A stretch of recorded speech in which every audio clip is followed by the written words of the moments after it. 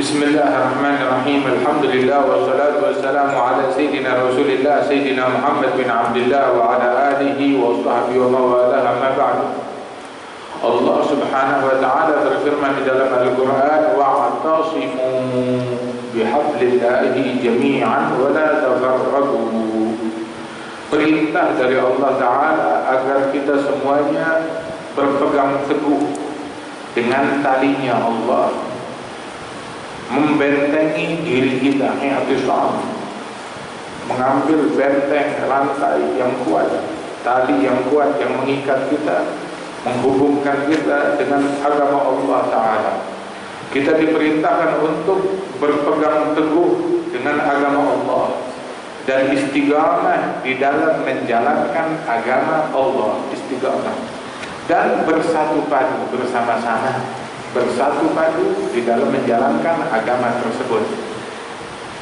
Di sini terdapat perintah untuk saling bersatu dan terdapat larangan jangan kita berpecah belah. Wa'tasimu bihablillahi jami'an, berpegang teguhlah, bersatu padulah dengan agama Allah bersama-sama.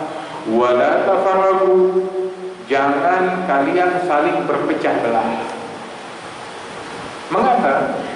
Sebab al-jamaah rahmah wal furqah azab.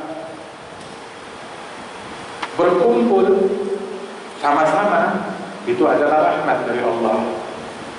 Perpecahan, saling memisahkan diri, itu adalah azab, bencana dari Allah Ta'ala. Dalam riwayat disebutkan yadullah ma'al jamaah, bantuan Allah, bimbingan Allah bersama jamaah, sebagaimana disabdakan oleh Rasulullah SAW. Karena itu di dalam agama ini, dalam Islam, banyak kegiatan-kegiatan jamaah. Salat sembahyang berjamaah dalam satu hari ada 5 kali, subuh, asar, maghrib, isya. Subuh pun buka mata bangun tidur, subuh jamaah dianjurkan. Isya pun berjamaah. Ini kita isya pukul 8 lebih sedikit.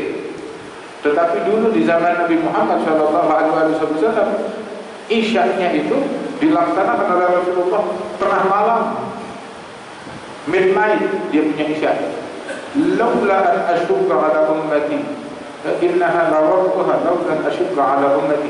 Ini adalah waktu yang terbaik untuk melaksanakan salat isya kalau andai aku tidak khawatir memberatkan umatku, kata Rasulullah SAW.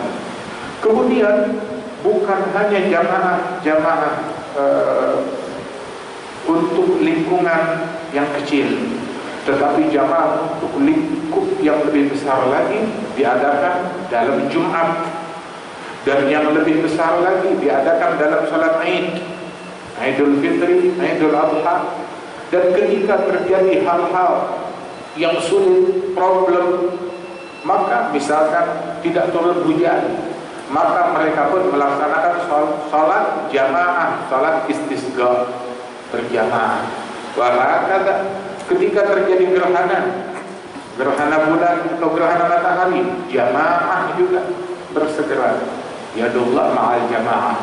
Kemudian juga ada salat berjamaah, warka'u ma'al raki'in, sholatlah, sembahyanglah kalian bersama orang-orang yang sembahyang, orang-orang yang rukun, jamaah. Kemudian selain itu pula ada pula zikir berjamaah. Rasulullah SAW menyatakan, man dzakarani fi nafsihi dzakartuhu fi nafsi. Allah menyebutkan dalam hadis qudsi, yang menyebut aku dalam sendirian, maka aku sebut dia dalam kesendirianku. Wa man dzakarani fi mala'in dzakartuhu fi mala'in khairin min mala'in. Yang menyebut berzikir kepadaku berjamaah, beramai-ramai, aku sebut dia di hadapan jamaah yang lebih baik daripada jamaahnya. Nah, kalau kita jamaah, kita manusia, tetapi Allah menyebut orang yang berzikir di hadapan jamaah para malaikat-malaikat yang dimuliakan oleh Allah Subhanahu wa ta'ala. Intinya Jamaah, jangan kita keluar dari jamaah, jangan memisahkan diri dari kawanan. Berbahaya ketika kita memisahkan diri dari kelompok mayoriti, dari kelompok jamaah.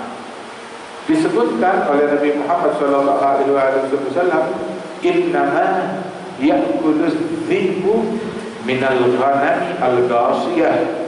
Sesungguhnya serigala menerkam domba-domba yang memisahkan diri dari kawanannya.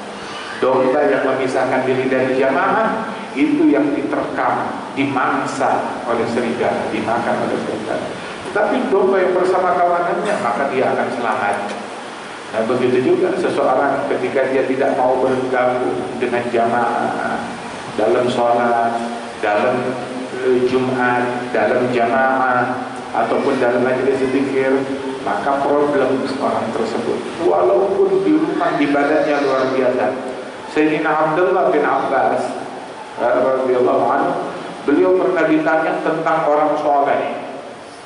Bilang, ya Imam, ada orang soleh yaqumul lail wa yasumun nahar. Kalau malam dia sholat, dia tahajud, siang selalu berpuasa, lakin la yahdur jum'ah wala jamaah. Dia tidak hadir sholat Jumat dan tidak hadir sholat jamaah, tidak berkumpul bersatu dengan kaum muslimin, memisahkan diri dari kawanan umat Islam, tidak ngumpul dalam Jumat maupun jamaah. Maka Ibn Abbas mengatakan, huwa finnar, orang itu letaknya di neraka, katanya Abdullah bin Abbas radhiyallahu anhu. Tapi seseorang yang sholat jamaahnya sederhana tapi berjamaah, amalannya sederhana. Yang tadi dia sholat malam, satu malam penuh, dia tahajud satu malam penuh, dia berpuasa setiap hari, tapi tak hadir Jumat ataupun jamaah, finnar, di neraka. Yang lain lagi, dia hadir Jumat, hadir jamaah bersama kawanan umat Islam, maka amalan dia disebutkan bahwasanya sholatul jamaah tafdulu ala sholatil fardhi bi 27 derajat. Sholat jamaah lebih baik, lebih unggul daripada sholat sendirian 27 kali lipat. 27 kali lipat. Kita sembahyang Isya berapa rakaat? 4 rakaat sembahyang Isya. Kalau sholat di masjid sama-sama 4 rakaat, sholat sendirian pun 4 rakaat. Sendirian kita sholat 4 rakaat, di masjid 4 rakaat, berjamaah 4 rakaat, tetapi pahalanya 27 kali lipat. Masya Allah. Ini luar biasa anugerah dari Allah Subhanahu wa Ta'ala bagi orang yang terbiasa hadir jamaah dan banyak fadilah jamaah. Wala tafarraqu, jangan kalian berpecah belah. Lantas kita diingatkan, ingat nikmat Allah kepada kalian. Allah mengingatkan para sahabat Rasulullah dari kaum Muhajirin dan kaum Ansar. Kaum Ansar dahulu mereka saling bermusuh-musuhan.